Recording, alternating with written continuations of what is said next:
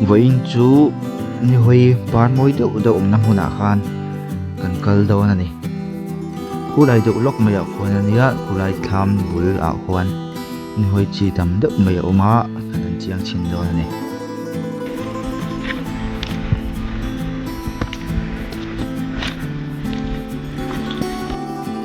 rồi hi ở bang đâu chứ à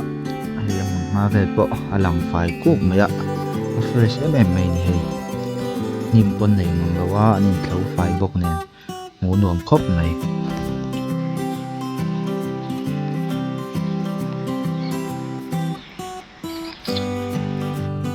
rồi sur bang lo mình sao vậy bộ chú đâu khám chúa mày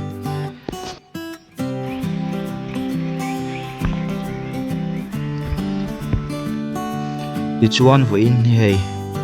số làm bằng cần hung làm bằng số anh cậu sản số thiên hồn cần thâu à đi hàng cần chốt car lo cả cần bịa làm bằng à Nihawi parum na ka ve en chiang chin ve la ni hay khama tu man lo lawa an lo bung me kan yang vein hian hei section 3 lam pang ten bekang ten tu a an hatlanga le kwan ko dek chilian pui de hugan hoi mo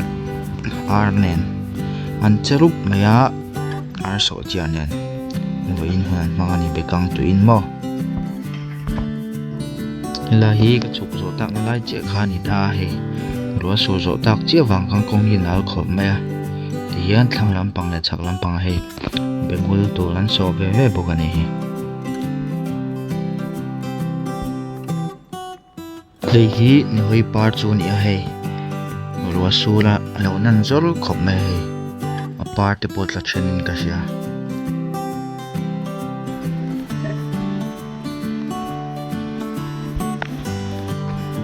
lâu tâm khop mai hiền tham chak lam panga hiền lâu ti chiok chawa hei tun la hi pan hun lai me kan ya hei ngoi khop mai lai mi chu hei apa li voi khop mai na tinge niang o shi sel vak lo te pon mai the ni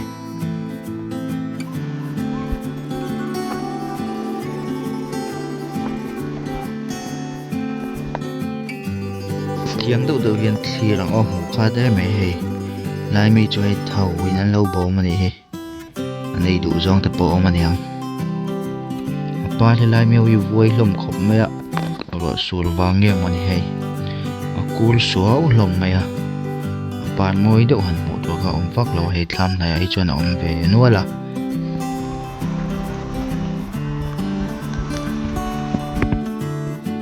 lại mi pay cho hề ba thì là cột lâu cho này vui lai tổ lang số liền khóc mẹ anh hơi ẩm này lai tổ lang số mà sẽ ba anh lai chút là cột đậu với cái này chuan in heng Nihawi hầu hí bị đuổi đi chia anh in cái gì à hay lai muốn lâu hay chung khát lai nên hại hầu nên này á thì tiền tham thì anh in cho mà lai muốn đặc hi cho tiếng về chú anh đi á lại hiền đồn phật tùy mẹ lại mẹ mẹ lo mà hay lang ram đồn phật chuan anh al Paul đã kan ingkasia anh biel chasia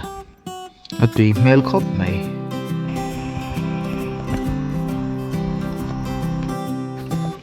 ruột ron ta trong khuất thì giờ khop mày thì đại nom viêu mày nè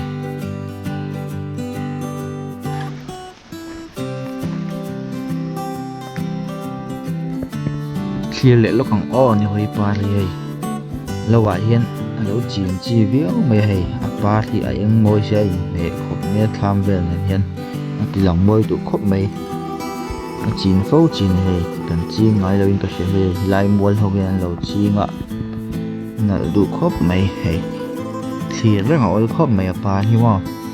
alien thằng về xia môi thằng viêu này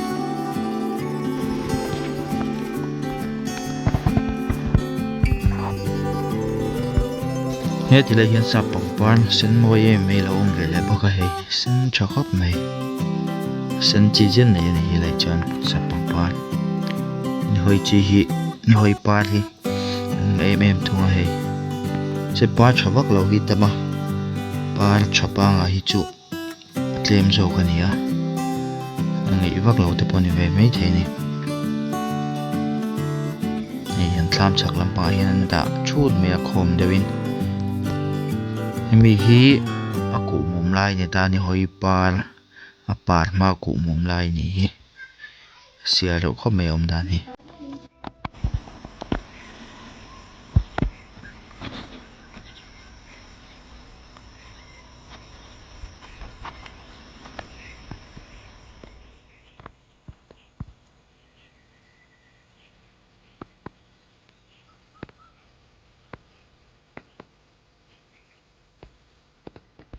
ti hian thlang lampangah tikhuan thlam a awm thla ve zela lo la nei te pawh la awm nual a tuna kan awm lai tak hi kawng atanga hla vak lo a ni ta a tir lampang a ni ta tichuanin kan han chho dawn tawnga khilaih khian section 3 way me te bekang an tuh mek a kan thlir kawi dawn thin ani hei kawng hi a nal ania tel a nang ngawt hi ani lo a ruah sur zo hlem a tian hei ka thlang lampang hi sawh thing hmun an nei bawk a hei chhak lampang hi chu thlai hmun deuh ani ta ti hian kawng a chhak lam leh thlang lampang a hei be lampang chi an zam tir dawn bawk a hei tisawn saw lai deuh mai saw kawngpui kha ani mai ta kawngpui chhuah kha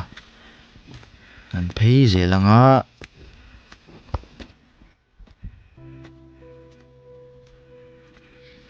ti hian hei ka thlang lampang mai ah hian hnathlang ho han lo awm a section 3 ho bekang an lo tuh mek a ti hian hei a hmun hi an sam chawp a hnim pik lutuk mai ni hei hnian chhiak vung thur mai hi maw tian bekang chi an lo thlak mek ani hi hei tlang chhuak hmun tha khawp mai hei helai ding bik hi an ei rong bawl tawh ania a tha dung em aw an bekang tuhna hmun hi hei an sam fai khawp mai a hmun hi hei hnim pik vek ania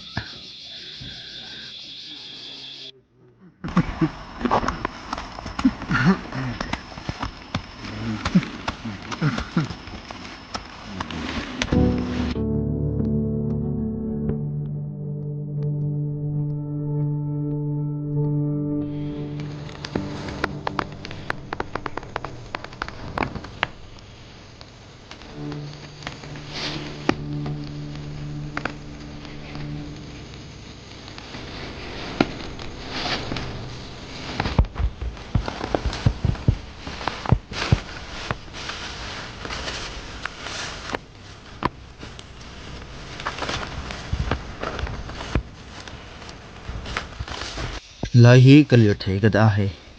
chumi kan piah lok saw kawngpui ania chuan lai kawngpui bul lawk a hnai ber hi kawhhran chawlh ding hmun ania kan thlawh lai mek chu ani ta ni tawp nan hei Nihawi par mawi em em mai hi thlir ho leh lawk ang aw